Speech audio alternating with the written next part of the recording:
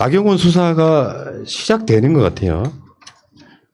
지금 7개월 동안 아무것도 안 하고 있다가 이게 계속해서 지금 고발만 10번째 당한 거 아닙니까? 근데 그 사이에 한 번 수사를 하는 듯 했어요. 그래서 이제 피고발인 조사를 하기는 했는데 다시 멈추기 시작했던 거지. 7개월 동안 아무것도 안 했습니다. 근데 이게 검찰이 뜬금없이 서울중앙지검에 이제 안진걸 민생경제연구소 소장 이분을 이제 고발인 신분, 그치 피고발인 나경원이니까 고발인 신분으로 불러서 조사를 하면 그 뜻은 일단 수사를 하겠다는 거겠죠. 뭉개려면 계속 뭉갰을 거 아니에요. 지금 안질걸 소장님이 그 10몇 차 정도 고발했잖아요. 이걸 고발을 안 하는 것도 이상하다고 생각을 하거든요. 그 억지로 안질걸 소장님도 고발을 당했던 입장이고, 그 국민적 이슈가 이제는 더 이상 모든 사람이 볼 때는 그 조사를 안 하면 안 되는 상황까지 온 것 같아요.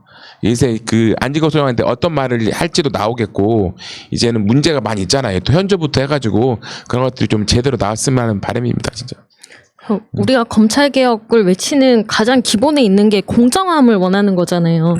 그런데 윤석열, 하트, 김건희도 이제서야 수사를 하려고 하고, 나경원 자녀 의혹도 이제서야 수사를 하려고 하고, 이것들을 빨리빨리 했었어야 되고 이미 이뤄졌어야 되고 지금 뭔가 내용이 나왔어야 되는데 안 하고 있으니까. 이거 하나 정정해야 돼요.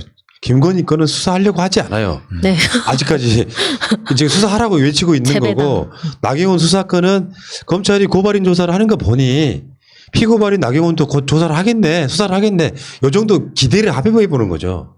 그러니까 어떤 사람들은 너무 함입되는 거 아니냐라고까지 지적을 하시는 분도, 저한테 그렇게 지적을 하시는 분도 있는데, 저는 지금 이런 나경원에 관한 수사조차 특별한 어떤 사건을 덮어야 하는 거니까 이런 식으로 무엇이든 추미애 장관 건이건 나경원 건이건 뭐든지 다 갖다가 그 자기가 덮고 싶어하는 특정 그 사건을 언론 밖으로 계속 밀어내는 저는 작업일 수 있다라고 저는 항상 봐요.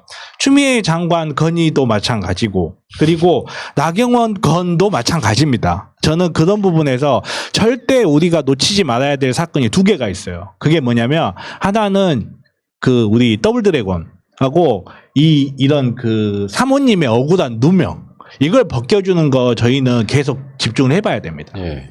이거 지금 나경원이 고발 당한 것만 이것저것 다 합쳐서 13번 고발 당했고요.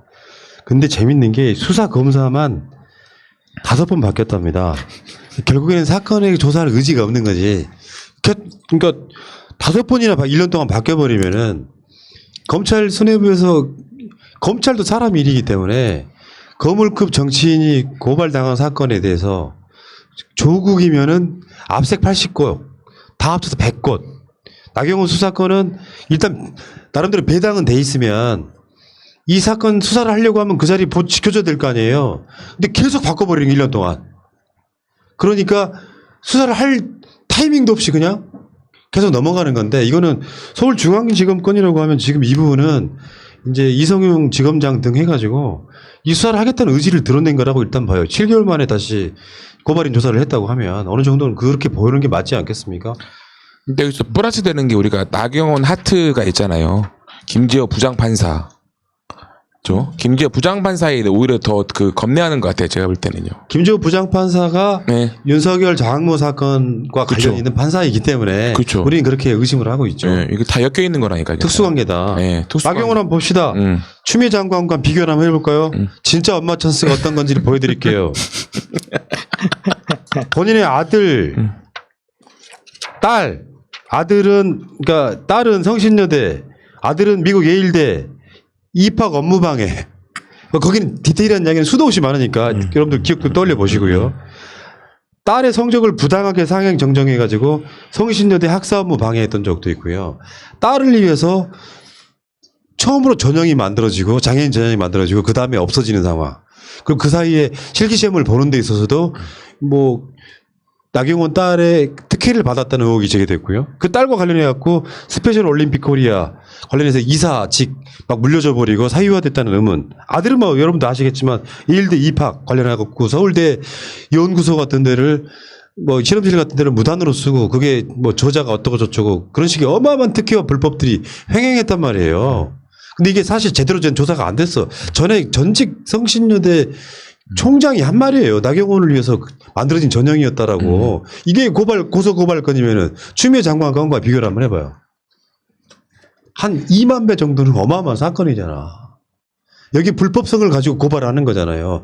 이 불법성을 가지고. 사실 추미애 장관 건은 불법성이 사실 한 건도 없어요, 지금. 뭐가 불법인데? 민원실에 전화한 게 불법이야? 했다고 치더라도.